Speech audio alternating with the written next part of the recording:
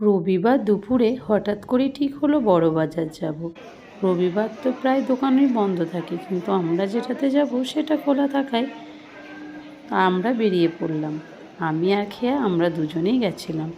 ও হাওড়া স্টেশনে নামলো, নেমে বলল, মা এত ভিড়। আমি বললাম আজকে তো তাও রবিবার, কিন্তু ওর কাছে তো এটা অনেক ভিড়ই লাগছিল। এইভাবে আমার সাথে কথা বলতে বলতে আমরা দুজন মিলে হাওড়া স্টেশন থেকে বেরিয়ে এলাম। বেরিয়ে এসেই ও দেখতে পেল, বলছে, মা এটা কি? আমি বললাম এটাই সেই হাওড়া ব্রিজ। বলল আচ্ছা।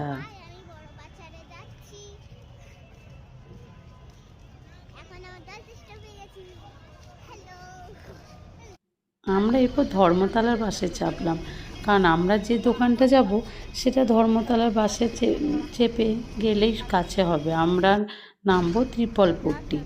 বাসে চেপে হাওড়া ব্রিজ দেখতেও বেশ ভালো লাগছিল, আর পাশে যে প্রাকৃতিক সৌন্দর্য সেটা দেখতে দেখতে খেয়ার বেশি ভালো লাগলো।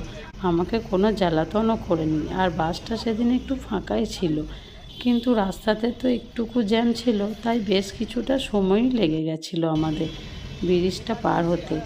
কিন্তু প্রাকৃতিক দৃশ্য দেখতে দেখতে আমারই এত ভালো লাগলো যে কিছু মনেই হয়নি। এভাবেই আমি আর খেয়া কিছুক্ষণ ধৈর্য ধরে অপেক্ষা করে আমরা আস্তে আস্তে এগিয়ে চললাম আমাদের ওই দোকানের উদ্দেশ্যে। আমরা প্রায় ত্রিপলপট্টির কাছাকাছি চলে এসে নেমেও গেলাম ত্রিপলপট্টিতে।